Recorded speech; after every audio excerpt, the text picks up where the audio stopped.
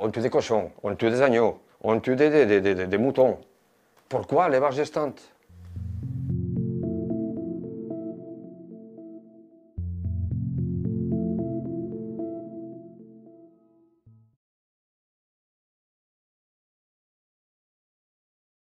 Comment vous en êtes venu à travailler dans un abattoir? Par nécessité. Et j'étais à la rue, je venais de 3 ans de galère. Tout au début, je dormais même dans ma voiture, jusqu'à qu'il trouvait un petit studio. En 2010, il cherchait du monde à l'abattoir de Limoges. Alors, moi, comme j'étais dans le besoin, et en plus, j'ai pas réfléchi 2 fois, quoi. J'ai dit oui et j'ai foncé. Au départ, j'ai commencé pour aspirer la moelle épinière. Parce qu'à l'époque encore, on était sur les effets de la vache folle. La consommation de la moelle épinière, il est devenu interdit à la consommation humaine. Et un jour, on m'a envoyé carrément où on trie les tripes. On fait la séparation. Et c'est là que j'ai vu qu'avec les intestins, avec le voyou, comme on l'appelle, des fœtus. Et tu vois ça, tu ouvres avec ton couteau et tu vois sortir un veau. Un veau. Des fois, c'est des petites poches, hein, ils sont comme ça, dans la paume de ta main. Mais tu vois bien déjà si c'est mâle ou femelle. Et là, des fois, ils sont prêts à naître. La première fois que j'ai vu ça, j'étais tout de suite, j'ai été appelé le chef. Chef, on a un problème là. Et il vient avec moi en courant, quel problème, Mauricio? Ben, vous ne le voyez pas. Vous ne voyez pas le veau. Il faut appeler le service vétérinaire là. Hein? Non, il a souri même. Il a souri. Ah non, t'inquiète pas, ça c'est pas un problème ici. Ça, on le fait tous les jours. Hein. Chaque jour que j'ai voyé des fêtes sur la poubelle, mais nom de Dieu, comment j'ai pu dénoncer ça? Il faut qu'il trouve le moyen.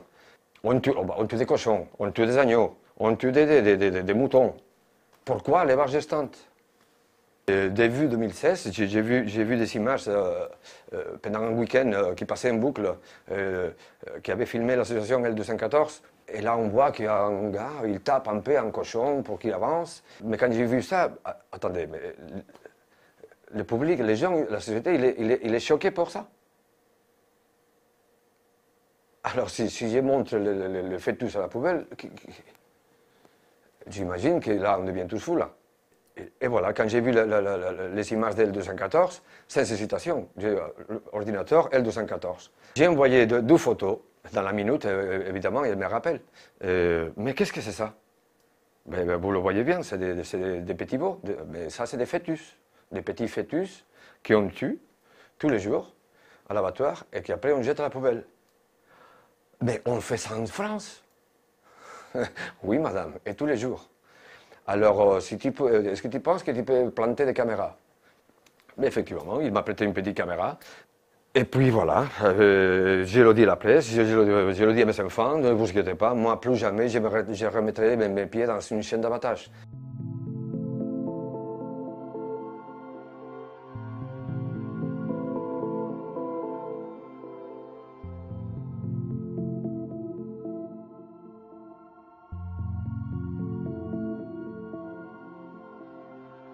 Au début, on va te chuchoter.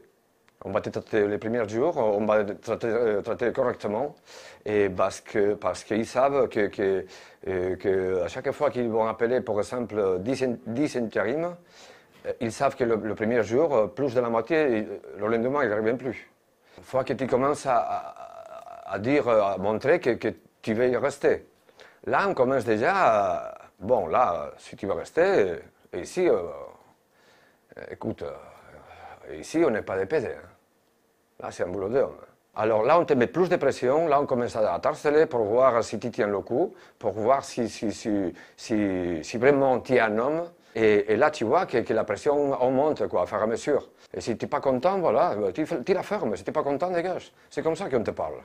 Non, mais on est où, là? On est en France, quoi. On ne peut pas traiter comme ça les hommes. Est-ce que vous mangez toujours de la viande? Oui, un petit peu. La viande rouge, je ne la touche plus.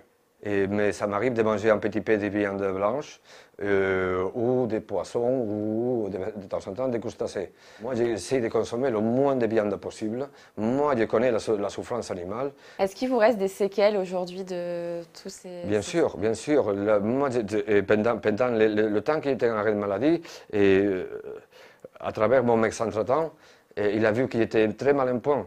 Alors, il m'a conseillé de voir une psychologue. Elle m'a déclaré un stress post-traumatique.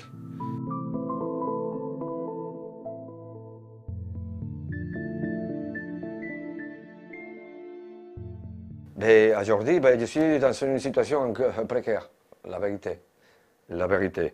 Et je suis toujours au chômage. Depuis quelques mois, je suis hébergé pour un ami. Et j'ai encore presque 2000 euros de dette. Et voilà. Et aujourd'hui, je suis un petit peu dans la merde, quoi. Je ne baisse pas les bras, je vais continuer. Il y a beaucoup de monde qui me soutient encore. Et surtout, j'ai le soutien de mes enfants et de ma famille. Et moi, je vais bien sortir, ne vous inquiétez pas pour moi, ça va aller, ça va aller. Moi, je veux maintenant que carrément que le livre il fasse une prise de conscience, que les gens savent qu'est-ce qui se passe carrément derrière un abattoir.